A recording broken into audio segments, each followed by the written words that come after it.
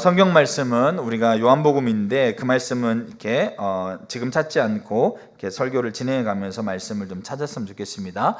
우리가 지금 중보기도 살펴가고 있는데 오늘 우리가 살필 내용은 우리가 그동안 중보기도가 뭐냐, 중보기도 어떤 요소가 필요하냐, 중보기도에 수반되는 게 뭐냐 그러면서 이렇게 쭉 살펴봤습니다. 오늘은 사실 오늘 여러분들 나누는 부분들은 우리가 이거를 분명하게 이해하게 되고 인식하게 되면, 제가 결론을 그렇게 냈어요. 주보에도 제가 아마 결론을 써놨는 것 같은데 우리가 중보기도 역할에 대해서 분명한 인식을 갖는다면 이 중보기도만으로도 이 땅에서 살아갈 충분한 가치가 있다라는 것을 고백하게 될 거다.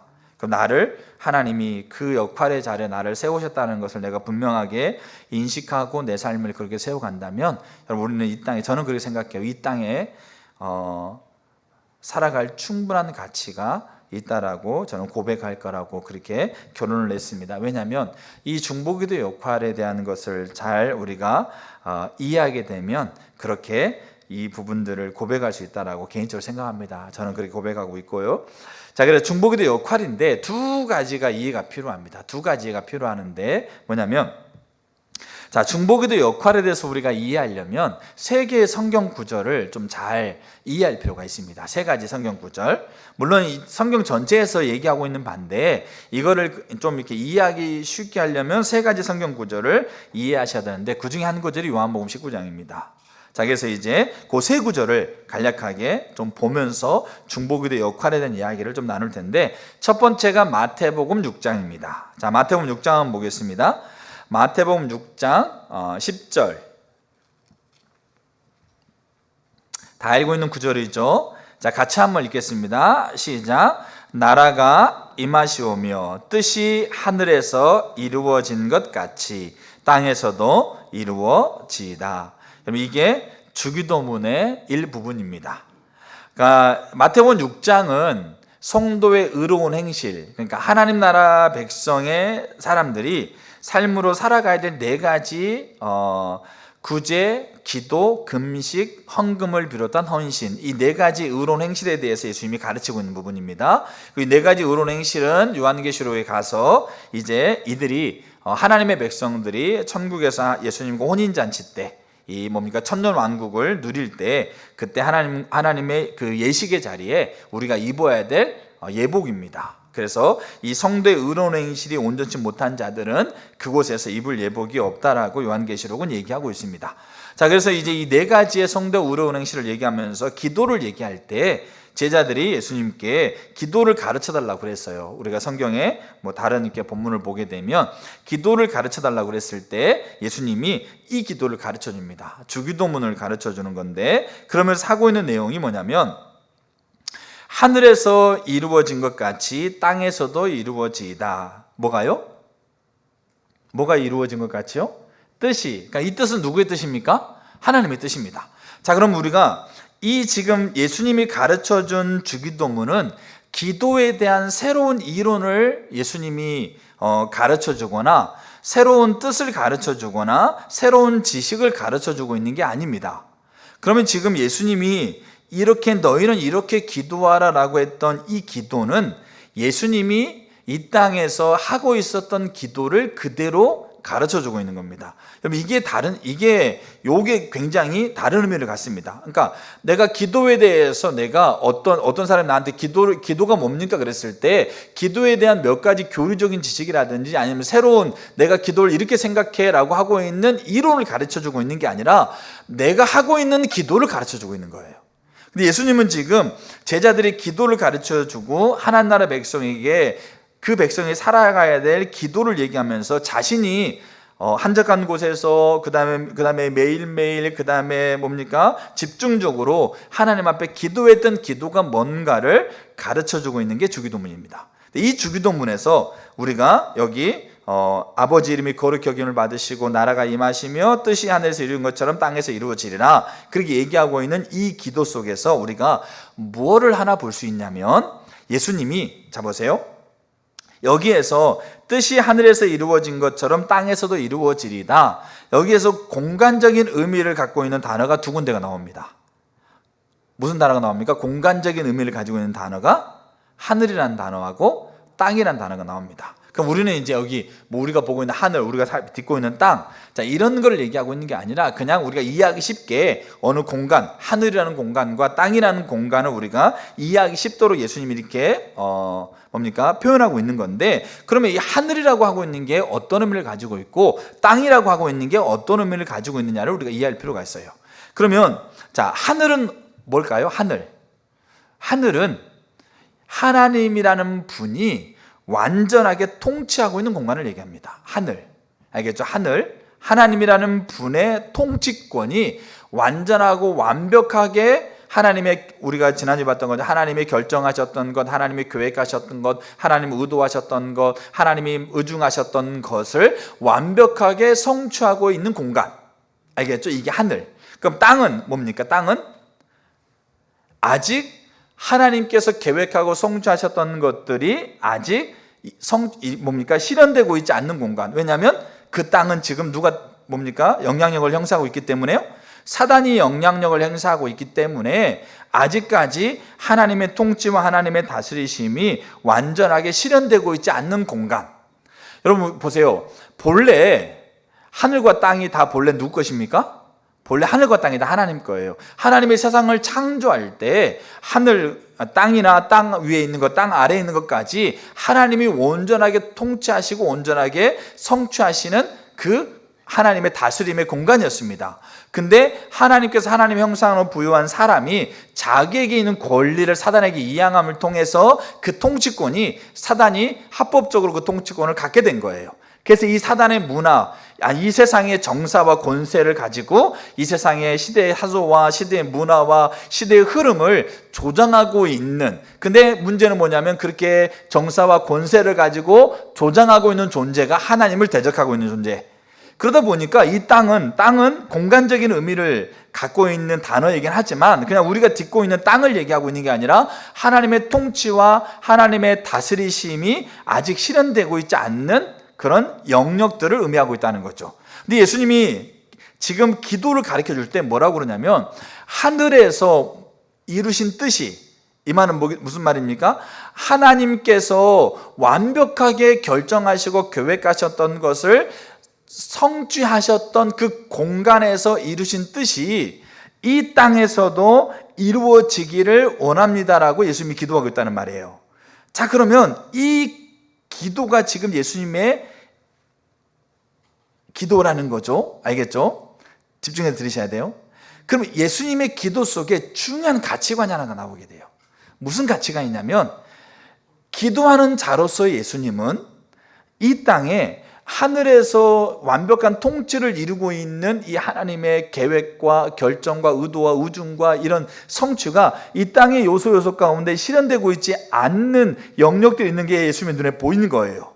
알겠죠? 귀신의 영향력 가운데, 흑암의 가운데, 그 다음에 하나님의 사랑, 또 하나님을 알지 못하고 이런 수많은 영역들이 보이는 거죠. 그래서 예수님이 기도할 때 예수님이 그 하나님의 통치가 이루어지지 않는 그 영역들을 예수님이 자기의 힘과 자기의 노력과 자기의 능력으로 그것들을 하나님의 통치와 하나님의 다스림이 이루어지는 것으로 그렇게 하려고 하지 않았다는 거예요.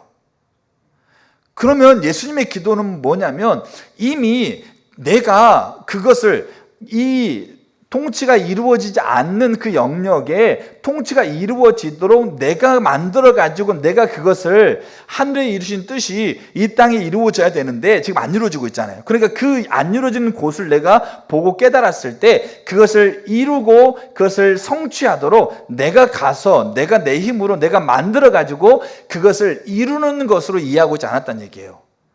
그러면 예수님이 가지고 있는 기도 속에는 어떤 이해가 있었냐면, 하늘에서 완벽하게 이미 통치되어 있는 것을 예수님이 가져다가 거기에 갖다 놓는 역할을 하고 있다는 얘기예요. 이 개념을 잘 이해하셔야 돼요. 우리의 기도는 내가 부족하고 연약하고 안 되고 예수님 안 믿어.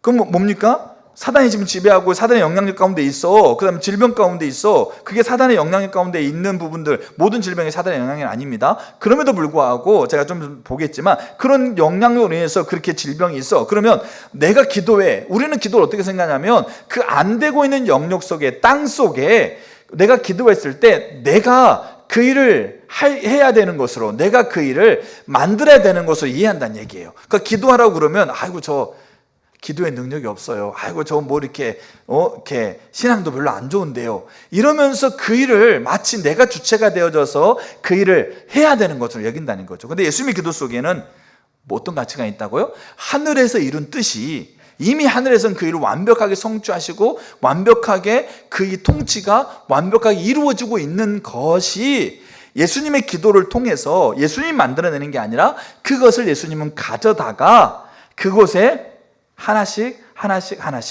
실현되도록 하고 있는 역할을 예수님이 하고 있다는 것을 보여주고 있다는 거죠.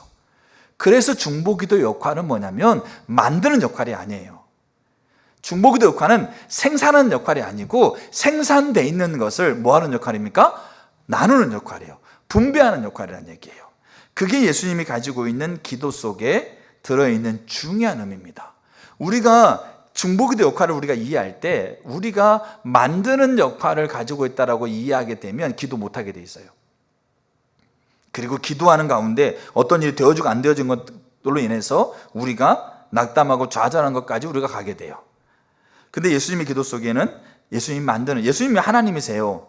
그럼에도 불구하고 이 땅에서 그분이 하셨던 기도는 뭐냐면 하늘에서 뜻이 이루어진 걸 분명히 알았거든요. 예수님은 분명히 그 하늘은 하나님의 통치가 완벽하게 성취된 공간이라는 걸 알았거든요. 근데 그 하늘에서 이루시고 있는 그 뜻이 지금 우리 인간이 그 사단에게 그 권리를 이양함을 통해서, 사단이 합법적으로 지배하고 있음을 통해서 그 하늘에서 뜻이 이루어졌지만 그 뜻이 지금 요소마다 실제적으로 누려지지 못하고 있는 거예요.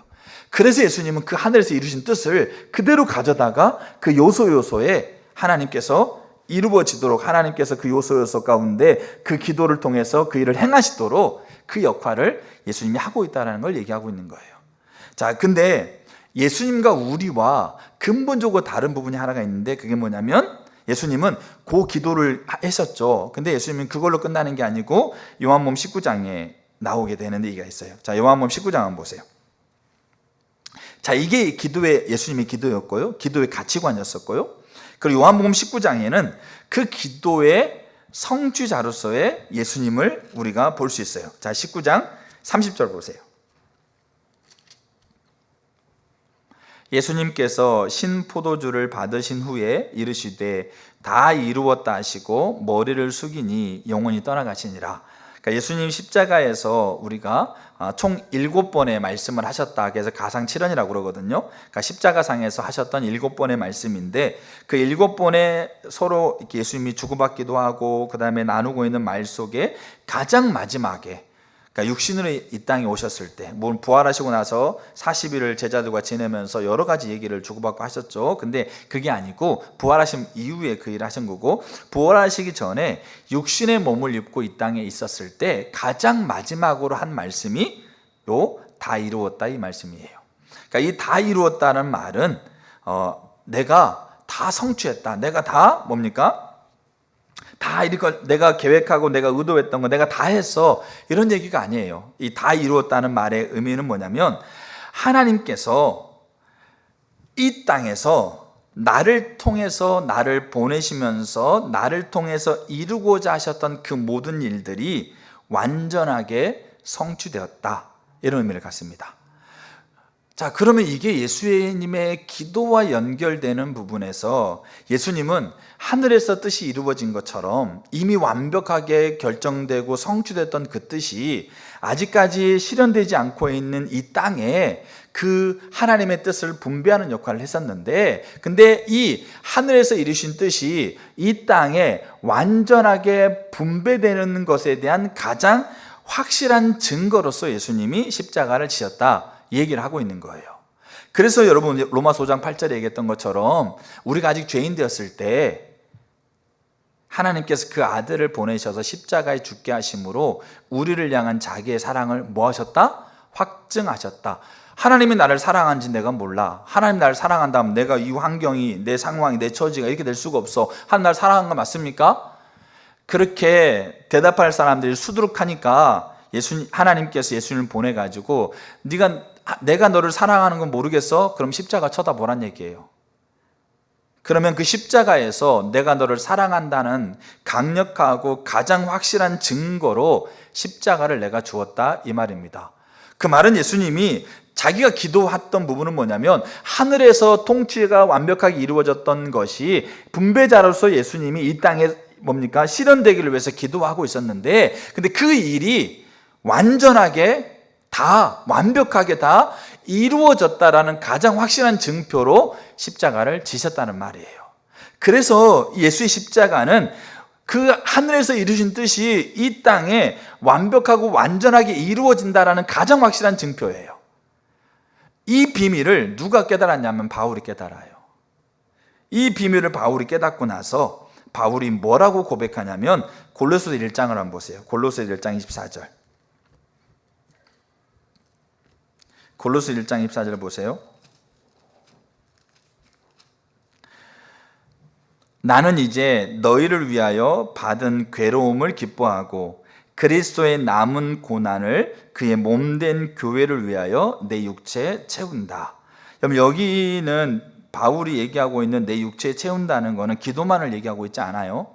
알겠죠? 바울이 그냥 매일매일 앉아서 기도만 했다 이게 아닙니다. 바울이 전도, 구제, 다른 사람을 용서하고 다른 사람에게 가서 치유를 선포하고 기도해주고 이런 모든 일련의 과정이 다 포함되어 있어요. 근데 문제는 그게 기도로부터 시작하는 거예요. 자, 그 개념을 좀 이해해 주시고, 자, 근데 여기에서 바울이 뭐라고 표현하냐면 그리스도의 남은 고난을 이렇게 표현합니다.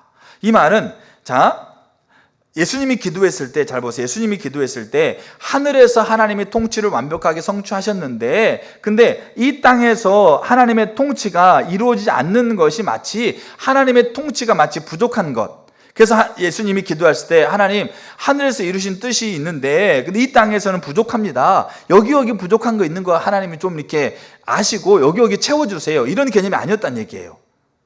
그러니까 이미 하나님은 하늘에서 이루신 뜻이 이미 이 온 세계, 땅과 땅 위에 땅 아래에 있는 이 온 세계 가운데 창조, 인간과 창조 세계의 모든 것 가운데 이미 하나님 다 이루셨다는 얘기예요. 근데 그게 사단의 지배 아래서 실현되고 있지 않는 영역 가운데 이 예수님이 분배자가 되셔서 하나님으로 하여금 그 일을 실현케 하시는 거지, 하나님의 통치가 지금 비어있다, 여기 지금 부족합니다, 이 개념이 아니었다는 얘기예요. 그 말인즉슨 그러면서 예수님이 하나님의 통치가 완벽하게 하늘과 땅을 완벽하게 하나님의 통치가 결정됐고 성취됐다라는 것에 대한 확실한 증표로 십자가에 죽으시면서 다 이루었다라고 그렇게 확실한 증표로서 십자가를 지신 거예요. 바울이 이 예수의 십자가를 보면서 발견하면서 그걸 깨닫는 거죠. 아, 예수의 십자가가 이전 세대와 지금 세대와 오는 세대 모든 세대를 통틀어서 하나님이 약속하시고 하나님이 의도하시고 의중하셨고 결정하셨던 일을 완벽하게 성취하셨던 확실한 증표구나. 근데 문제는 뭐냐면 이 일을 이미 이루셨구나. 근데 이 일을 이루었는데 이 일이 실제적으로 이루어지지 않는, 실현되지 않는 곳들이 바울이 살고 있는 시대, 바울의 전 시대, 바울이 앞으로 다가올 시대 가운데 여전히 존재하고 있겠구나. 그래서 바울이 그것을 만드는 입장에서가 아니고 그것을 실현해야 될 입장에서가 아니라 이미 실현된 것을, 이미 완성된 것을 그 아직까지 실현되고 있지 않는 요소에 자기가 그 사이에 중간에서 분배하는 자로 서서 그 일이 실현되도록 하나님 앞에 구하겠다. 그리고 그 기도를 통해서 하나님 비춰주시는 하나님의 뜻을 따라서 그 삶을 세워가겠다. 이게 바울이 하고 있는 그리스도의 남은 고난. 그러니까 그리스도의 고난이 부족하기 때문에 여기 부족하니까 이거 지금 이렇게 놓쳐버렸던 거 이거 해주세요. 이게 아니고 완성됐던 이 일이 실현되고 있지 않는 것에 자기가 그 사이에 서서 그 고난 가운데 내 육체에 그 일을 채우겠다라고 얘기하고 있는 거죠. 이게 기도란 얘기, 이게 중보기도란 얘기예요. 그래서 여러분, 중보기도는 우리가 뭔가를 만드는 게 아니에요. 우리가 뭔가를 우리가 성취하는 존재가 아니고 이미 성취된 것을 나누는 거예요. 이미 성취된 것을 분배하는 거예요. 그러니까 이것만 우리가 분명하게 이해해도요, 내가 기도하는 게 뭐가 됩니까? 담대해지게 돼 있어요. 왜요? 내가 만드는 입장이 아니거든요. 나는 만들 수도 없어요. 나는 만들 능력도 없고, 나는 그 일을 이룰 만한 자격도 없고, 그 일을 이룰 만한 힘도 없고, 그 일을 해보려고 마둥바둥했는데 그 일이 안 이루어지고 하는 걸 보면서 우리가 처절하게 느끼는 거잖아요. 근데 기도가 만약에 만들어내는 거라고 생각해 보세요. 기도가 만약에 그 일을 내가 이루어내야 된다고 생각해 보세요. 그럼 누가 기도하겠어요? 근데 기도는 철저하게 만들어진 것을, 이미 완전하게 성취된 것을 어떻게 하면 됩니까? 그 실현되고 있지 않는 그 요소에 기도라는 그 분배자가 그 일이 이루어지도록 그 분배하는 역할을 하고 있다는 것을 이해하게 되면 어떻게 하는 거죠? 하나님이 성취된 것이, 그 내가 분배해야 될 것이 뭔지를 정확하게 깨닫고 그거를 그 자리에 분배하면 돼요.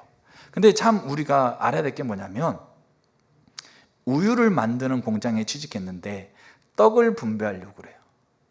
아무리 거기서 떡 찾아보고 떡을 계속 갖다 줘도 우유를 만드는 공장에 취직한 사람이 떡을 분배할 수는 없어요. 그래서 중보기도는 단순히 뭡니까? 그냥 몇 가지 기도 제목을 나누어 기도하는 게 아니라 하나님과 친밀한 관계 안에서 그분을 찾으면서 그가 하나님이 성취하고 있는 그 수없이 많은 분배가 그 자리마다 요소마다 정확하게 그 분배를 할 수 있는 것이 중보기도에 필요한 거예요.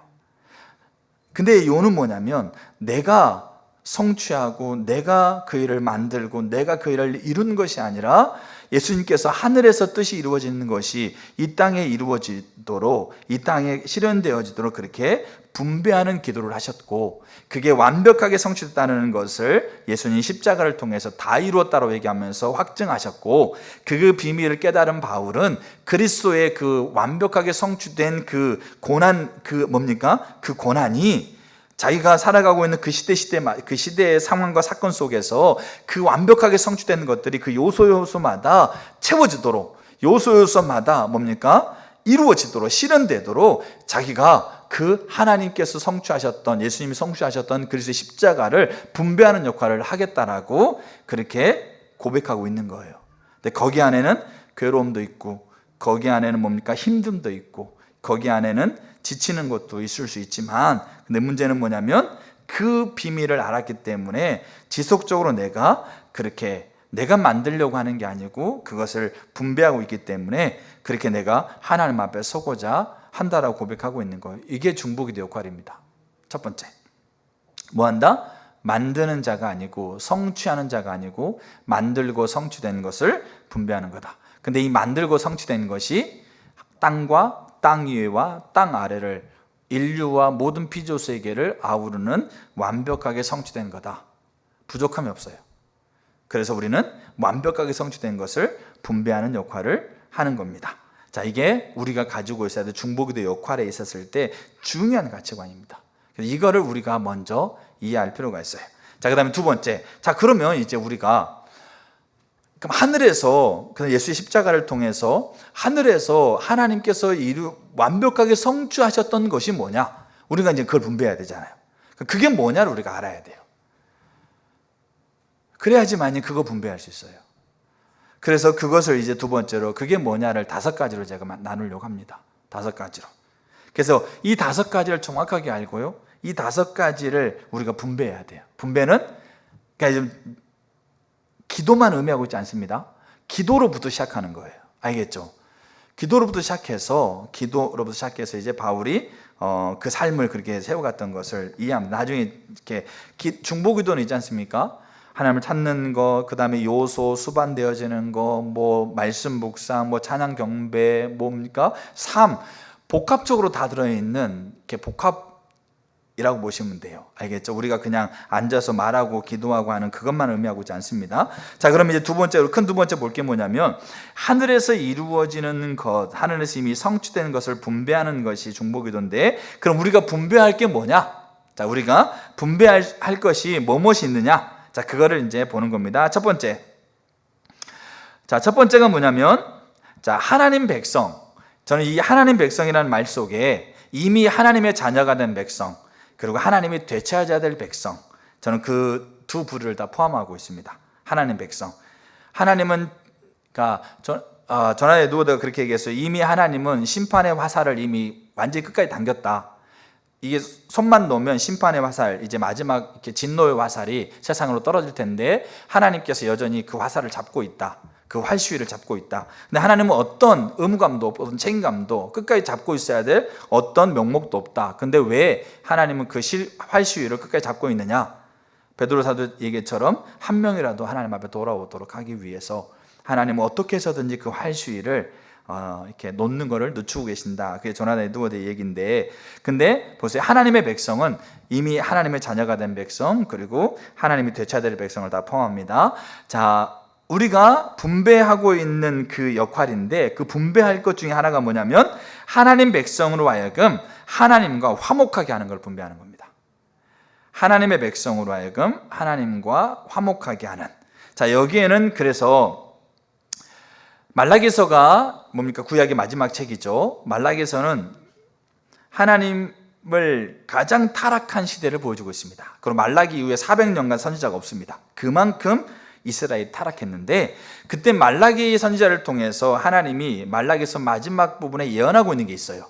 그게 뭐냐면 아버지의 마음을 자녀에게, 자녀의 마음을 아버지에게 돌이킬 수 있게 하는 엘리야의 심령과 능력을 갖는 자를 보내겠다. 그게 말라기서의 가장 타락한 시대에, 의식이라 완전히 이게 무너져 버린 시대에 하나님이 예언해 주고 있는 예언이었어요. 무슨 예언입니까? 아비의 마음을 자녀에게, 자녀의 마음을 아비에게. 엘리야의 심령과 능력을 갖는 자들을 보내겠다. 그렇게 해서 온 선지자가 누굽니까? 누가복음 1장에 분명하게 명시하고 있는 게 침례 요한, 엘리사벳의 아들인 침례 요한이 엘리야의 심령과 능력으로 이 땅에 왔다라고 그렇게 성경은 분명하게 명시되고 있어요. 그리고 이 엘리야의 심령과 능력으로 온 침례 요한 이후에 6개월 뒤에 이제 완전한 엘리야의 심령과 능력으로 이 땅에 오신 예수님. 그리고 마태복음 17장 이후에 뭐라고 되냐면 이제 침례 요한도 죽고 예수님도 죽고 그랬으니까 이제는 엘리야의 심령과 능력으로 온 사람이 이제는 없느냐? 그게 아니고 지금도 엘리야의 심령과 엘리야의 능력으로 아비의 마음을 자녀에게, 자녀의 마음을 아비에게로 돌이킬 수 있는 이들을 하나님이 지금도 보내신다라고 그렇게 마태복음 17장 이후에 그렇게 돼 있어요. 자, 그렇다고 한다면 근데 우리가 봐야 될 게 뭐냐면 엘리야의 심령과 능력으로 이 땅에 아비의 마음을 자녀에게, 자녀의 마음을 아비에게로 돌이킨 자들이 세워질 건데, 그 엘리야의 심령과 능력의 가장 핵심적인 특징이 뭐냐 이거죠. 엘리야의 심령과 능력의 가장 핵심적인 특징은 뭘 것 같으세요? 그게 기도입니다. 그래서 야고보서에 성령은 하나님의 감동으로 쓰였어요. 야고보의 개인의 경험이 아니고 개인의 의견이 아니에요. 하나님의 감동으로 야고보 사도에게 믿음의 기도, 하나님을 믿는 자의 기도를 하나님 들으신다고 하나님 말씀하시면서 그 믿음의 기도의 가장 대표적인 인물로 예수님을 꼽지 않아요. 예수님 왜 꼽지 않을까요? 예수님을 꼽아놓으면 하나님이시니까 뭐 그런 말 하지, 이렇게 돼버릴까봐 제가 개인적으로 생각할 때, 그럴 때 예수님을 꼽지 않아요. 예수님이 기도의 완전한 모델이세요. 근데 예수님을 기도의 모델로 꼽지 않으세요. 누구를 꼽아요? 엘리야를 꼽아요. 그러면 엘리야가 정말 능력 있는 선지자거든요. 근데 엘리야가요, 이세벨이 자기를 죽이려고 그랬을 때요, 광야로 도망가가지고 스스로 죽으면 지옥 가니까 하나님 앞에 죽여달라고 그래요. 그러니까 마음이 상한 일 있으면 마음이 상하고, 화날 일 있으면 화내고, 뭡니까? 어려운 일 있으면 낙담하고, 그런 연약한 존재였어요, 엘리야가. 근데 엘리야가 성경에서 기도하고 있는 그 부분에 대해서 갈멜산에서 그 다음에 비가 오기 위해서 기도하고 있었던 그 장면 두 가지가 크게 부각되는 것이지, 엘리야가 어떻게 기도했는지에 대한 부분들은 세세하게 잘 기록되고 있지 않아요. 엘리야는 사실 기도의 모습보다는 정말로 하나님 앞에 강력하게 하나님 앞에 사역했던 모습들이 더 이렇게 드러나고 있어요. 근데 문제는 뭐냐면 엘리야의 심령과 능력으로 이 땅에 아비의 마음을 자녀에게, 자녀의 마음을 아비에게. 그 말은 무슨 말이겠어요? 아비의 마음이 자녀에게 안 가고 있고 자녀의 마음이 아비에게 안 가고 있다면 그게 분리되어 있다는 거잖아요. 그 분리되어 있는 그 상태를 다시 아비의 마음이 자녀에게 가고 자녀의 마음이 아비에게 갈 수 있는 그 일들을 할 수 있는 자들을 보내겠다. 근데 이들의 가장 핵심적인 특징이 기도라는 거예요. 그래서 엘리야가 중보기도의 가장 핵심적인 모델로 등장하고 있어요. 자, 이렇게 보세요. 우리가 분배해야 될 것이 뭐냐면 하나님 백성들로 하여금 하나님과 화목이에요. 아버지 마음이 자녀에게, 자녀의 마음이 아비에게. 자, 그러면 제가 이제 어떻게 기도해야 될지를 제가 나누는 부분이에요. 그러면 아비의 마음이 자녀에게 가고 자녀의 마음이 아비에게 가려는 것이 우리가 분배해야 될 일인데, 그러면 그렇게 아버지 마음이 자녀에게, 자녀의 마음이 아버지에게 가기 위해서 가장 핵심적으로 필요한 요소가 하나가 있어요. 그게 뭘 것 같으세요? 가장 핵심적으로 분리되는 것이 다시 이렇게 연결되려면 가장 핵심적으로 필요한 요소가 있습니다. 그게 뭘 것 같으세요? 그게 회개입니다. 그게 회개. 그래서 요한이 엘리야의 심령과 능력으로 이 땅에 왔어요. 예수님보다 6개월 전에 왔는데 그때 요한이 선포했던 메시지가 뭡니까? 회개해라. 그리고 가장 완벽한 엘리야의 심령과 능력으로 갖고 있는 예수님이 이 땅에 오셨어요.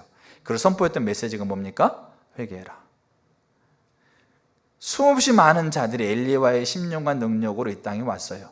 그들이 선포했던 메시지와 기도했던 가장 핵심이 회개예요. 여러분, 그렇기 때문에 하나님 이 분배, 하나님 백성들로 하여금 하나님을 만나도록 우리가 분배하는 것은 뭘 해야 되냐면, 하나님, 이들이 자기 자신이 죄인이라는 걸 깨닫게 해주세요. 하나님을 믿는 자들이 입으로는 하나님을 경외하고 있는데 삶으로는 하나님을 떠나 있고, 입술로는 하나님을 사랑한다고 하고 있는데 삶의 태도와 자세와 즐기고 원하고 있는 바들은 다 하나님과 상관없고, 그러면서 예배자에 나와 있으니까, 지금 예배도 잘 안 드리고 있지만 예배자에 나와 있으니까 자기는 하나님을 사랑하고 뭔가 됐다라고, 이제 예수 믿었으니까 천국 간다라고 그렇게 생각하고 있는, 그러면 삶이 하나님을 떠나버린 이들이 뭐하도록? 하나님이 앞에 하나님을 떠나 있는 상태, 그 죄에 내가 거하고 있다라는 것을 깨닫게 해주세요. 회개의 영을 부어주세요. 하나님을 모르는 자들은 자기 자신이 죄인 줄 몰라. 어떻게 보면 정말로 죄 안 짓고 살았어요. 말도 뭡니까? 생각도, 그 다음에 행동도 정말 죄 하나 안 짓고 사는 분도 계실 수 있어요. 근데 문제는 뭐냐면, 죄가 뭔가 했고 안 했고가 죄가 아니고, 하나님이라는 분이 주인인데 그 주인이 아닌 자기가 원하고 자기가 즐겨하고 자기가 기뻐하는 대로 살아가려고 하는 가치관이고, 그것이 태어날 때부터 우리가 본성적으로 가지고 있는 거라는 것을 뭡니까? 깨닫도록, 그것들을 보도록, 인식하도록 그 은혜가 부어지기 위해서 기도하는 거예요. 그게 만남이에요. 그래서 오는 자들마다 선포하고 있는 메시지가 회개예요. 말하고 행동하고 생각하고 결정하고 있는 것이 얼마나 주권자인 하나님을 떠나 있는가를 보아야만, 그래야만 그 죄의 결과가 뭔지가 피부에 와닿을 거니까. 그래서 그거를 하나님께서 회개의 영이 부어달라고, 하나님께서 뭡니까? 깨닫는 영을 부어달라고, 그래서 그들이 하나님께 회개하고 돌이킬 수 있도록 그렇게 기도하는 것이, 그게 하나님 백성이 하나님과 만나는 것을 위해서 기도하는, 그게 우리가 분배하는 거예요. 그래서 우리가 지속적으로 그렇게, 여러분, 우리가 만드는 거 아니에요.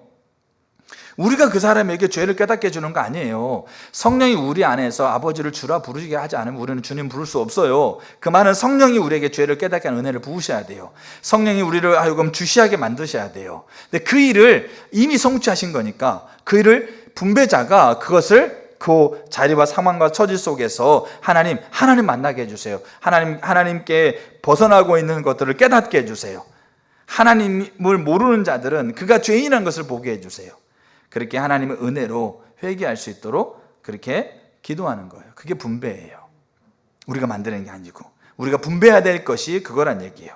자, 두 번째, 우리가 분배해야 될 게 뭐냐면, 사단과의 단절이에요. 사단과의 단절이라는 말은 뭐냐면, 우리 나라는 존재가 있으면 우리의 관계는 반드시 두 개의 관계가 있게 돼 있어요. 나라는 존재가 있으면 이쪽으로는 하나님과의 관계가 있고 이쪽으로는 사단과의 관계가 있어요. 그래서 나는 뭡니까? 독립적으로 나는 살아갈 수 없는 존재예요. 어떻게 해서든지 나는 관계 안에 살아가는 존재예요. 그렇기 때문에 이 관계에 눈에 보이는 뭐 가족과의 관계, 친구와의 관계, 사회적인 동물이라고 그렇게 얘기하면서 그런 관계가 있지만 가장 근본적인 관계는 두 가지 관계예요. 이 두 가지 관계를 벗어날 수가 없어요. 그 관계가 뭐냐면 하나님과의 관계고 사단과의 관계예요. 그러면 이 두 개의 관계 안에서 우리가 살아갈 수밖에 없는 존재들인데 예수님께서 분배자로서 알겠죠? 이미 하늘에서 이루신 뜻이 하나님과 나 사이에 서서 뭘 이루셨다고요? 분배.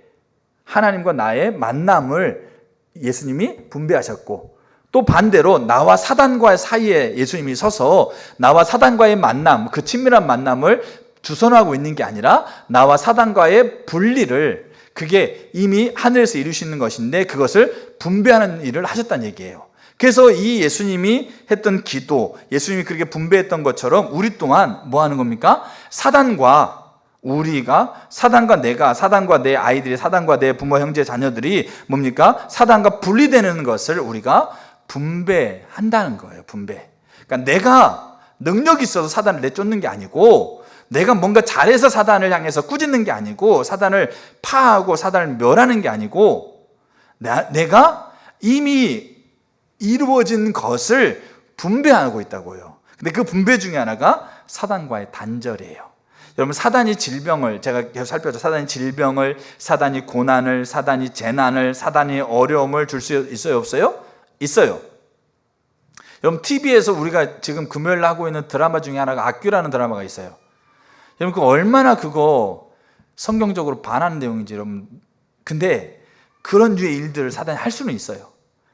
근데 마치 뭡니까? 하나님을 정면적으로 대적하는 그런 가치관들. 그래서 우리가 그걸 두려워하게 만들고 우리가 그거를 뭡니까? 모든 환경 가운데서 마치 그게 있는 것처럼 그렇게 만들어버리는 우리 예전부터 내려오고 있는 그런 토속신앙에서 내려오고 있는 것들을 가지고 마치 그것이 전부인 거죠. 거기에 굴복하지 않으면 그것을 뭡니까? 쫓아내지 않으면 뭔가 문제가 생기는 것처럼 하나님과 전혀 상관없이 그런 류의 문화가 가득한 거죠. 근데 우리가 알아야 될 게 뭐냐면 사단도 그런 것을 영향력을 끼칠 수가 있어요. 그래서 욥기서를 보게 되면 우리가 욥은 실제적인 사람입니다. 지어낸 얘기가 아니고 아브라함이 살았던 시대에 살았던 사람이 욥이에요. 자, 근데 욥이 뭡니까? 나는 사람의 고난을 보게 되면 그 고난이 사단이 뒤에서 조종하고 있는 것을 볼 수 있어요. 그래서 뭡니까? 사람들이 갑자기 와가지고 칼로 종들을 죽였죠. 그 다음에 하늘에서 불이 떨어져가지고 양과 종들을 다 태워 죽여버렸죠. 갈대아 사람들이 와가지고 낙타를 빼앗고 종들을 죽였죠. 그 다음에 거친 들에서 큰 바람이 불어와가지고 집이 무너져가지고 자녀가 다 죽어버렸죠. 그리고 자기 욥에게는 발바닥에서 정수리까지 악성 종기가 나게 해서 뭡니까? 하루도 긁지 않고는 살지 못하게 만들었죠. 할 수 있는 거 다 있어요. 사람 조종하죠. 환경 조종하죠. 심지어 그 사람에게 질병을 줄 수 있는 것까지 사단이 할 수 있다고 하는 것을 보여주는 거예요. 물론 하나님의 주권 아래서 그 몸이 되어주고 있는 걸 보여주지만 우리가 여기서 보여줄 게 뭐냐면 우리가 사단이 그런 일들을 일으킬 수 있다는 얘기예요. 근데 모든 게 사단이 아니에요. 자, 근데 예수님께서 하고 있는 말씀이 뭐냐면 요한복음 16장 33절에 너희가 담대하라 내가 세상을 이기었다 이렇게 되어 있습니다. 그러니까 요한복음에는 세상이라는 말이 많이 반복돼요. 근데 요한복음의 세상은 두 개의 세상을 똑같이 한글로 세상이고 뭡니까? 헬라어로 코스모스인데 그러니까 똑같은 단어인데 의미하고 있는 바가 달라요. 그러니까 요한복음 3장 16절에 내가 세상을 이처럼 사랑했다. 요한복음 16장 33절에 내가 세상을 이겼다. 이 세상이 다르다는 얘기예요. 한글이 똑같으니까 똑같은 게 아니에요. 헬라어까지 똑같단 말이에요. 근데 그러면 그 내용이 똑같은 게 아니에요. 그 문맥과 그 안에서 하나님의 의도와 의중을 보아야 되는데 그럼 요한복음 3장의 세상은 뭐냐면 인간을 포함한 모든 창조 세계를 가리켜요. 그 중에 핵심은 인간이고 내가 창조한 내 세상을 내가 아꼈다 이거죠. 그 중에 인간이 대표적이고 그래서 내가 인간을 구원하기 위해서 내 아들을 보냈다. 이 내용이고 요한복음 16장에 나오는 세상은 하나님이 사랑한 세상을 내가 이겼다 이 얘기가 아니고 여기 세상은 그 하나님이 사랑하는 것을 하나님께서부터 멀어지게 만드는 그 배후에 있는 사단을 의미해요. 근데 예수님께서 말씀하고 있는 게 뭐냐면 이겼다라는 말을 예수님 아직 십자가 지기 전입니다. 아직 예수님 부활 전입니다. 아직 예수님 재림 전입니다. 근데 이 이겼다라는 말을 예수님은 어떻게 쓰고 있냐면 완료형으로 쓰고 있어요. 그가 예수님이 아직 십자가에 죽는 것, 아직 부활하는 것도 아직 안 이루어진 거예요. 예수님 재림도 아직 안 이루어진 건데 이게 완료형은 이미 완성됐다고 얘기하고 있는 거예요. 뭐가 완성됐다고요? 이기는 게 완성된 거예요. 이게 예수님의 기도였고 예수님의 성취였어요. 그러면 그것을 우리가 분배하는 입장에서 우리가 어떻게 해야 되냐면, 그래서 어둠의 세력과 맞서서 그리스도의 승리를 집행하는 겁니다. 그래서 하나님께서 내가 가지고 있는 권세, 내가 가지고 있는 능력, 내가 가지고 있는 자원, 내가 가지고 있는 뭔가 준비된 걸 가지고 하나님의 백성들, 되찾아야 백성들을 억압하고 있는 존재를 향해서 대적하고 있는 게 아니라, 이미 하나님께서 이미 하늘에서 이루신 뜻과 그게 완전한 증표로서 우리 가운데 보여주고 있는 십자가 부활, 그리고 예수님의 말씀, 그리고 그것이 이미 완성된 것을 우리가 분배하고 있는 역할로서 뭐 하라는 거예요? 사단이 우리를 지배하고 있는 영향력을 끊어내는 거예요. 예수의 이름으로 파하고 예수의 이름으로 멸하고 예수의 이름으로 떠나가라고 선언하는 거예요. 그게 중보기도예요. 이게 중보기도 역할이에요. 그래서 이 분배의 역할을 우리가 분명하게 이해하면 담대하게 사단을 향해서 그 영향력을 끼치고 있는 모든 질병을 아픈 사람한테 가서 사단아 나가라 그렇게 하는 건 아니에요. 우유 공장에 가서 떡을 나눠주고 그래서는 안 된다는 얘기예요. 그러면 그러니까 중보기도 안에는 여러 가지 것들이 다 포함되어 있다고요. 근데 요는 뭐냐면 사단과의 단절, 사단과의 분리가 이미 성취됐고 그것을 우리가 분배한다는 얘기예요. 그래서 우리가 그 배후에서 조종하고 있는 것이, 그 배후에서 역사하고 있는 영이 사단이라고 우리가 깨달아지면 예수의 이름을 끊어내야 돼요. 강력하게 선포하셔야 돼요. 내가 주체가 아니니까 그래요. 여러분들이 예배가 집중이 안 되시죠? 여러 가지 이유가 있을 수 있어요. 근데 그게 예배가 집중 안 되는 게 지속적이죠. 거기에 사단의 영향력이 껴 있어요. 사단이 내가 보고 두고 느끼는 것에 나로 하여금 예배를 집중하기 못하는 게 껴 있다는 얘기예요. 그럼 어떻게 하셔야 돼요? 이 하나님께서 이미 성취하셨던 것을 분배하는 역할로서 내가 나를 위해서 예수의 이것을 분배하는 일을 하셔야 돼요. 그러면 이미 그게 성취된 거니까. 자, 그게 사단과의 분리 단절입니다. 그게 우리가 분배할 수 있는 것 중에 하나입니다. 또 하나, 그러니까 하나님과 만남, 사단과의 단절, 그게 우리가 분배하는 겁니다. 또 하나 우리가 분배하는 또 하나 것이 뭐냐면 하나님이 사랑하는 사람들을 보호하는 걸 분배할 수 있어요. 하나님이 사랑하는 사람들, 제가 말씀드리지만 지금 하나님의 자녀들, 되찾아들 하나님의 자녀들 다 하나님이 사랑하세요. 이 하나님이 사랑하는 자들을 보호하는 것을 우리가 분배합니다. 자, 이거를 잘 보여주는 게 사도행전 12장인데 한번 사도행전 12장 한번 보세요. 사도행전 12장을 보시게 되면, 자, 그때 1절에 그때 헤롯 왕이 손을 들어 교회 중에 몇 사람을 해하려 하여 요한의 형제 야고보를 칼로 죽이니 유대인들이 이 일을 기뻐하는 것을 보고, 알겠죠? 자, 보고 뭘 기뻐했다고요? 야고보 사도가 대표적입니다. 야고보 사도를 죽이는 것을 유대인들이 기뻐하는 걸 보고 베드로를 잡았어요. 그럼 베드로를 왜 잡았겠어요?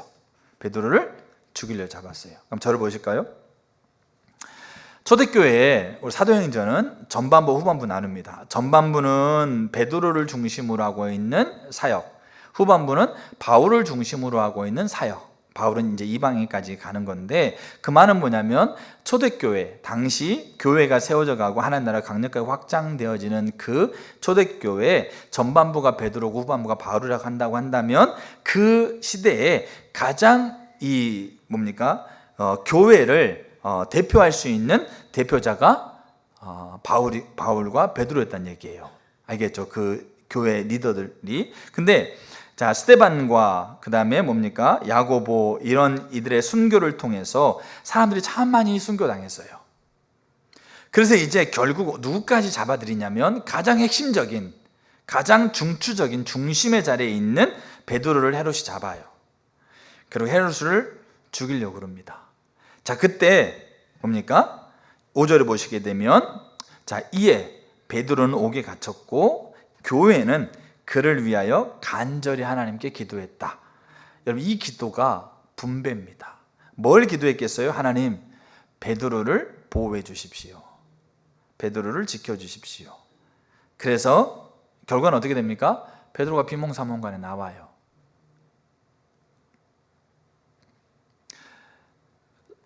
우리가 이 보호는 우리가 어려움을 당하기 전에 보호가 있고 어려움을 당한 상태에서 보호가 있어요. 근데 이 하나님의 사랑하는 사람들을 보호하는 이 기도를 통해서 하나님이 그거를 우리가 뭐 하는 겁니까? 그거를 분배하는 거예요.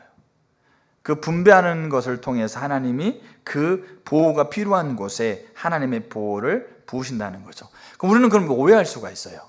아, 하나님의 보호를 위해서 우리가 기도했을 때 우리가 보호를 위해서 기도하는 것들이 다 하나님의 보호를 해주시는구나. 베드로가 나왔으니까 알겠죠? 근데 베드로가 순교할 때 기도 안 했겠어요? 베드로가 죽을 위협에 처했는데 그때 이때만 기도하고 다른 때는 다른 사람들이 기도 안 했겠냐고요. 근데 베드로가 왜 순교합니까? 예수님의 제자들이 12명의 제자들이 가룟유다를 제외하고 맏대아를 포함해서 12명의 제자들이 다 순교했는데 그때 그 어려운 환경 가운데 보호하기 위해서 기도 안 했겠어요? 다들 기도했겠죠. 그럼 왜 순교했을까요? 우리가 제가 지금 나누고자 하는 부분은 하나님을 사랑하는 사람들을 하나님 보호하는 게 우리가 분배하는 거니까 그 보호하는 것을 우리가 분배하면 다 그대로 된다, 이걸 얘기하고 있는 게 아니에요. 우리가 분배하고 있는 것 중에 하나가 보호라는 걸 얘기하고 있는 거예요. 근데 기도라는 것은 단순히 제가 중보기도를 배워가면서 더 느끼는 게 뭐냐면 기도라는 것은 단순히 내가 뭘 기도하고 이런 것이 아니라 모든 것이 다 복합적으로 들어있기 때문에 내가 하나님 앞에 드렸던 기도의 결과 유무에 상관없이 나는 또 하나님을 찾게 되어지고 또 하나님 뜻을 따라 기도하게 되어지고 이런 것들이 점점 우리 가운데 세워져 가는 영역으로 자리 잡게 돼요. 그래서 우리가 이해하고 있어야 될 게 중에 하나가 뭐냐면 하나님이 사랑하는 자들을 보호하는 것을 우리가 분배한다는 걸 이해하고 그리고 그것을 인식하고 그것을 위해서 기도하라는 얘기예요. 그리고 결과 이유에 상관없이 우리가 기도를 배워가다 보면 하나님을 찾는 거고 하나님을 만나는 거고 그 하나님과 만남을 통해서 하나님 뜻을 알고 다시 하나님의 뜻이 그렇게 분배되는 역할을 그렇게 해가다 보면 우리는 더 결과와 상관없이 우리는 더 하나님을 더 찾게 되고 하나님 앞에 더 서게 되어지고 내 마음이 지금 상해, 내가 원하는 대로 기도했는데 그대로 안 이루어진 것 때문에 마음이 상해, 마음이 아파, 뭡니까? 마음이 낙담돼. 그래도 다시 하나님을 신뢰하고 하나님 앞에 서가게 되더라 이거예요, 기도를 배워가는 자들이. 그러나 우리가 내가 경험했던 바가 뭐든 내가 뭡니까? 가지고 있는 생각이 뭐든 하나님께서 우리에게 성취하셨고 우리가 기도로서 우리가 하고 있는 역할 중에 분배해야 될 역할 중에 하나가 보호라는 게 있다는 것을 인식할 필요가 있다는 얘기예요. 여러분, 솔로몬이 다윗의 뒤를 이어서 솔로몬이 성전을 짓습니다. 다윗이 자기의 모든 것을 다해서 모아놓은 재료를 가지고 솔로몬은 성전을 지었는데 성전을 짓고 나서 역대 6장에 솔로몬이 했던 기도가 있습니다. 그리고 역대 7장에 하나님이 솔로몬의 기도에 응답했던 내용 7장 14절에 있습니다. 그럼 솔로몬이 성전을 지어놓고 기도했던 핵심적인 기도 내용이 뭐냐면 솔로몬은 성전을 짓고 나서 이 성전에 하나님이 성전 속으로 하나님을 모시고 있는 게 아니었었어요. 그러니까 사람이 지은 건물에 하나님이 거할 수가 없습니다. 근데 신앙이 타락하다 보니까 이제 이스라엘이 성전 속에 하나님을 가둬버렸어요. 그래서 하나님은 어디에 있는 거예요? 하나님은 성전에 계시고 하나님 만나려면 어디 가면 돼요? 성전에 가면 돼. 그러면 성전에 하나님이 계시고 그럼 내 집에 내 직장에는 하나님이 있어요? 없어요? 없는 거예요. 그리고 하나님 만나러 성전에 가요. 거기에서는 온갖 뭡니까? 하나님이 기뻐하는 걸 다 치장해. 그러니까 하나님 만나. 그러다 성전을 딱 나가면 이제 하나님은 성전에 계시니까 그럼 이제 이 성전 밖에는 하나님 안 계시는 거예요.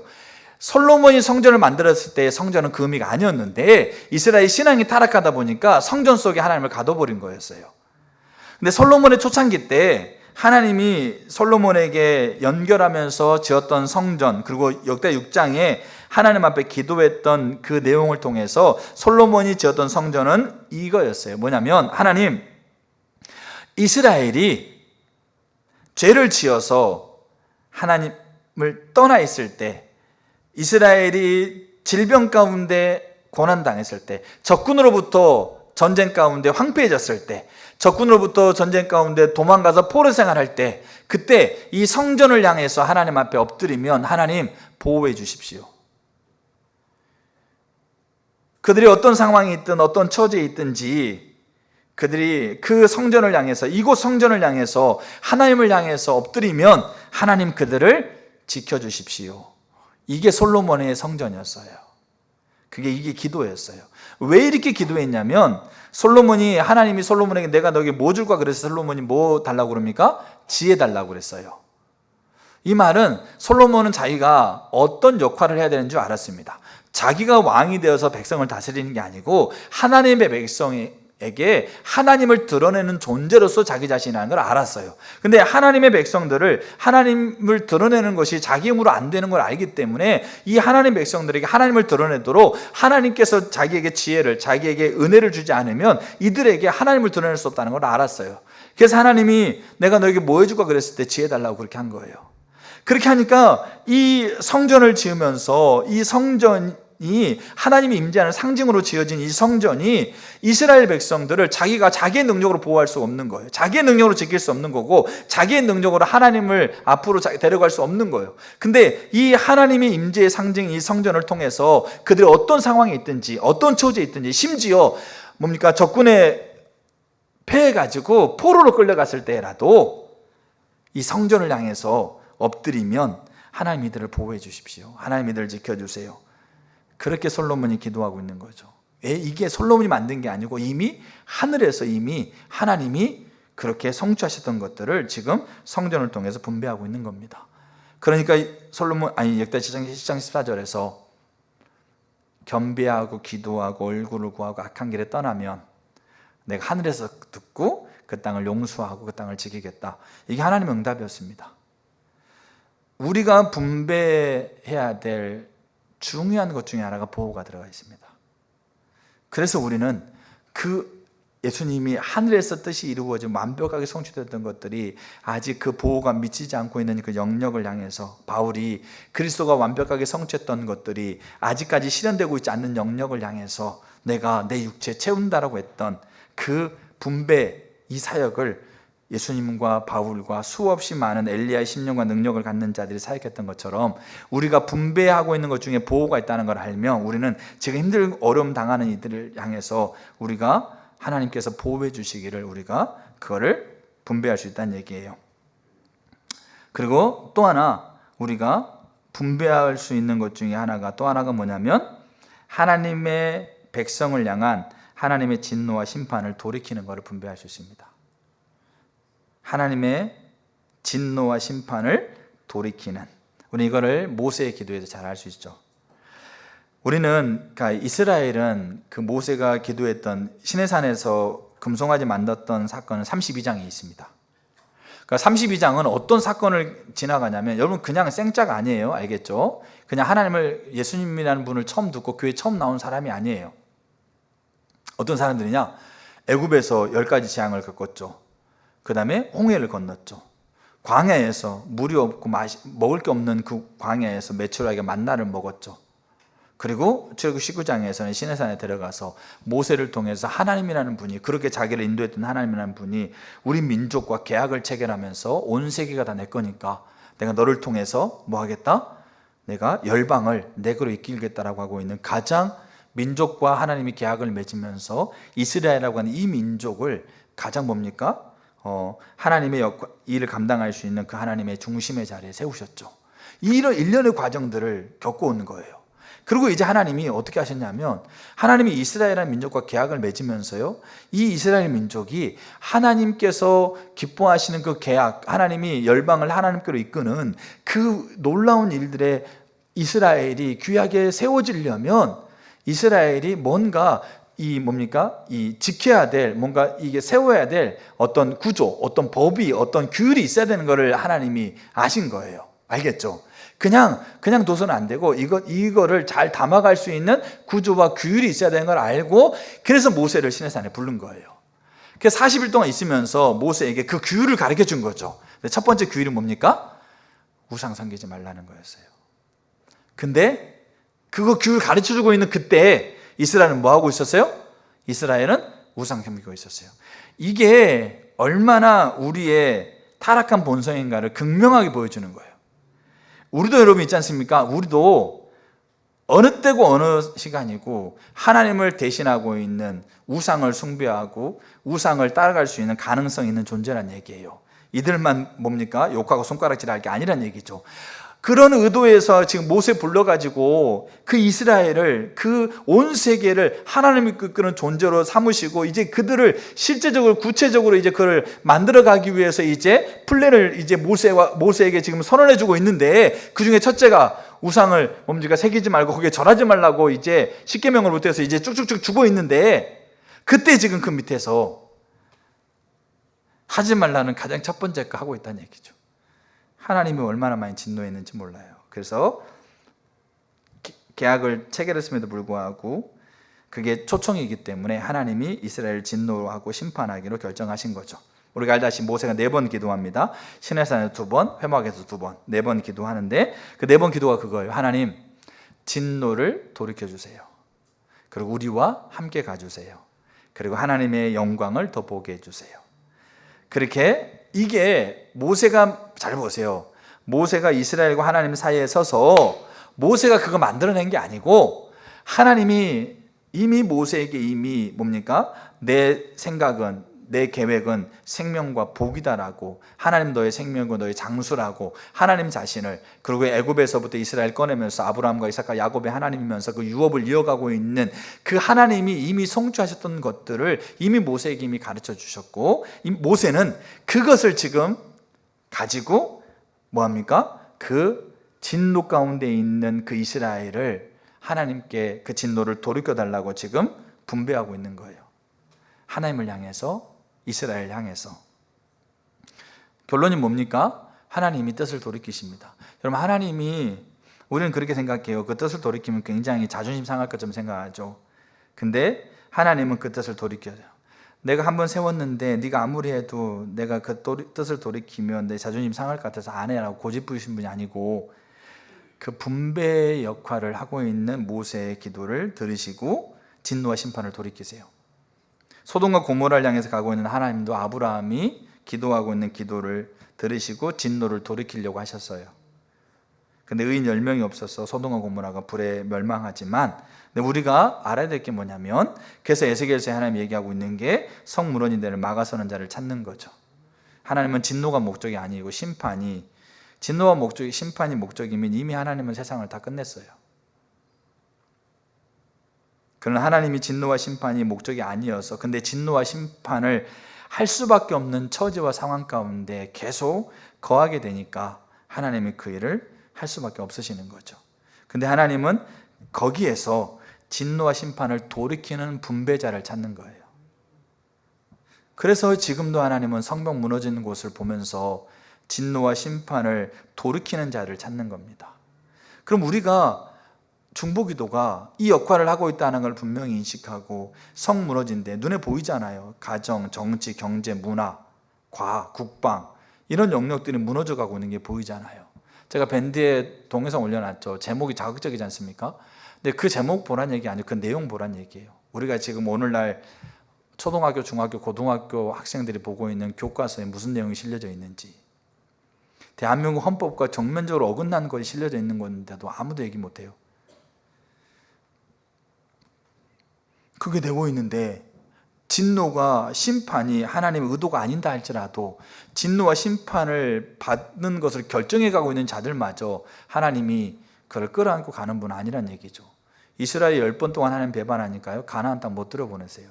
가나안 땅 가시겠다고 데리고 가겠다고 약속했던 자들인데, 그런데 하나님은 자기가 진노와 심판이 본인의 하나님의 본래 의도가 아니기 때문에 그 진노와 심판을 돌이키는 것을 분배할 자들을 하나님은 찾는다는 얘기입니다. 그러면 그 찾는 자가 그렇게 이 분배라는 것을 정확하게 이해하고 인식하고 하나님 앞에 그렇게 서고 있다고 한다면, 그러면 요시야를 통해서 하나님이 그 한 시대의 심판을 연기했던 것처럼, 모세를 통해서 다시 하나님이 다시 가겠다고 그렇게 다시 결정했던 것처럼, 아브라함을 통해서 하나님이 의인 10명이 없으면 내가 소돔 땅 내가 살리겠다고 얘기했던 것처럼 하나님이 그 진노와 심판을 돌이키는 거예요. 이게 분배입니다. 이 분배라는 역할을 우리가 분명하게 이해하고 우리가 그것을 해가고 우리가 살아간다면 그러니까 이 세상을 살아갈 가치가 있다는 거예요. 그리고 마지막 다섯 번째는 이렇습니다. 자, 만남, 분리, 보호, 그 다음에 돌이킴을 제외한 기타 등등 하나님이 하늘에서 계획했던 모든 것들이 땅에 이루어지도록 그 계획하는 것이 성취되도록 분배하는 겁니다. 여기는 치유, 회복, 능력, 은사, 위로, 평안, 소망, 기대, 열망, 믿음 다 포함되어 있습니다. 기타 등등 여기에 싹 넣으면 돼요. 만남, 분리, 보호, 돌이킴, 그리고 기타 등등. 이게 우리가 분배하고 있는 겁니다. 여러분, 저와 여러분들이 이거를 아셔야 돼요. 그러니까 지식으로 이해하는 게 아니고요. 그 지식과 하나님이 깨닫게 해주시고요. 경험하셔야 되고요. 삶에서 그렇게 그 분배를 하고 계셔야 돼요. 그게 아는 거고요. 그게 인식하는 거예요. 근데 예수님은 그걸 인식했어요. 예수님이 가르쳐준 기도는 새로운 교리가 아니고 새로운 학문을 만드는 게 아니고 그분이 밤을 새서 그분이 한적한 곳에서 집중적으로 하나님을 찾으면서 그가 나사로 앞에서 그가 38년 된 병자 앞에서 그가 무리에서 그가 풍랑 앞에서 그렇게 하나님 앞에 기도했던 기도, 그 기도를 제자들이 가르쳐주고 있는 거죠. 근데 그 기도의 한 측면이 뭡니까? 자기가 그 일을 만드는 존재가 아니었고 하나님이심에도 불구하고 만드는 존재가 아니고 하늘에서 성취된 것을 이 땅에 실현돼야 될 곳에 나누고 흘러보내고 분배하는 역할을 하고 있다는 것을 제자들이 가르쳐줬고, 그리고 그 몸소 십자가를 지심으로 그 일이 이제 완전하게 성취됐다는 강력한 확증으로, 누구도 부인할 수 없는 확증으로, 그래서 다 이루었다라고 그렇게 예수님이 마지막 말씀하시면서 이 땅을 떠나면서 확증하셨던 증표가 되셨고, 바울은 그 비밀을 깨닫고 나서 그리스도께서 성취하셨던 그 성취가 이 곳곳마다 오는 세대, 지금 세대, 이 세대마다 그 일들이 실현되도록 내가 분배자로서 내가 하나님 앞에 내 자신을 세운다. 바울이 그 앞에 보게 되면 자신을 일꾼 삼았다고 그랬거든요. 바울이 말한 일꾼은 열심히 사역하는 거 아니었었어요. 열심히 사역해야죠. 근데 어떤 의도 속에서, 어떤 가치관 속에서, 어떤 관점에서 그 일을 왜 하느냐에 대한 부분을 정확하게 얘기하고 있는 게 그리스도 남은 고난을 몸된 교회를 위해서, 바울이 말하고 있는 교회는 이미 믿는 자들, 믿지 않는 자 다 포함된다고 생각해요. 그들을 위해서 자신의 육체에 세운다는 그 역할을 고백하고 있는 거예요. 이 비밀을 아는 자들은, 이 내가 분배해야 될 게 뭔지를 아는 자들은 이제 우리가 뭘 구해야 되겠어요? 내가 분배해야 될 거를 정확하게, 우유 만드는 공장에 가서 떡을 분배하려고 하지 말고 우유 만드는 공장에 가서 우유를 가져다가 우유가 필요한 곳에 분배하는 그 은혜를 구할 수밖에 없고, 그리고 그게 깨닫게 되어져서 분배했을 때 우리는, 기도는 여러분들 알아야 될 게 뭐냐면 반드시 기도자들은 하나님과 자신만이 갖는 비밀의 여정이 있습니다. 자, 한 가지만 간단하게 예를 들면, 제가 이거를 분명하게 깨달았던, 물론 여러 가지 상황이 있는데 그 중에 분명하게 깨달았던 것 중에 하나가 뭐냐면, 저희 북가정에서 교회가 있었을 때 중국의 선교사 후보생 전도사, 감리교 전도사님이 가끔 이제 주일날 오후에 가끔 교회를 왔어요. 다른 교회 다니셨다가 이제 김계 목사님 예배 인도할 때 가끔 왔어요. 근데 그때 당시에는 목사님 참 많이 바빴기 때문에 주중에 잘 안 계셨는데 가끔 찾아왔는데 그 전도사님이 금요일날 이제 기도회를 제가 준비하고 있는데 이렇게 불쑥 금요일날 거의 안 왔는데 주일날 오후만 좀 왔었는데 금요일날 왔어요. 와가지고 기도회를 준비하고 있는데 전도사님과 얘기하다가 어떤 얘기를 하냐면 블로가 엄청 많이 지난 때죠. 인도 힌두 과격분자들이 그 지역에 있는 크리스천들을 모아놓고 죽이려고 선포했다. 그 얘기를 나누는 거죠. 그래가지고 우리가 좀 기도해야 될 것 같다. 뜬금없이 금요일 오도하는 사람이 와가지고 뜬금없는 그런 이렇게 얘기를 하는 거예요. 그 얘기를 내가 들었다라고. 그래서 제가 금요일 기도회 때 그거 나누고 기도했어요. 여러분 기억 안 날 수 있어요. 근데 기도했어요. 그리고 그 주일날 이제 외부 집회 마치고 이렇게 목사님 오셔가지고 광고 시간에 이런 일이 있었다라고 광고하셨어요. 그게 하나가 뭐냐면 인도 힌두 과격분자들이 크리스천들을 모아놓고 죽이기로 선포했는데 그 계획이 무산돼서 그들이 이렇게 보호되고 그들이 안전해졌다라는 것을 집회하고는 아무 상관없는 뜬금없는 맥락인데 그걸 광고해서 제가 그 뒤에서 듣고 있는데 소름이 끼치더라고요. 그러니까 이게 비밀에 내게도 듣고 하나님 했다 그렇게 하지 않아요. 근데 이 분배하는 자들은 뭘 분배해야 될지를 이제 알아야 되겠죠. 그러면서 분배해 가고 있는 자들은 알게 돼 있어요. 나와 하나님과의 비밀의 여정이 있어요. 그리고 그걸 얘기하면 사람들은 황당하다 얘기를 해요. 제정신이 아닌 것처럼 내게 두고 듣고 기근이 뭐 해결됐다더라, 뭐 전쟁이 끝쳤다더라, 알겠죠? 이거 얘기하면 사람이 믿겠습니까? 근데 분명히 우리는 내적인 확신이 있어요. 근데 제가 그때 정말 소름 끼쳤어요. 그때 그러면서 아 그렇구나, 정말 우리의 기도가 그때 당시 뭐 분배 이런 거 잘 이렇게 몰랐던 부분인데 근데 우리의 기도가 정말 땅에 떨어지지 않는구나.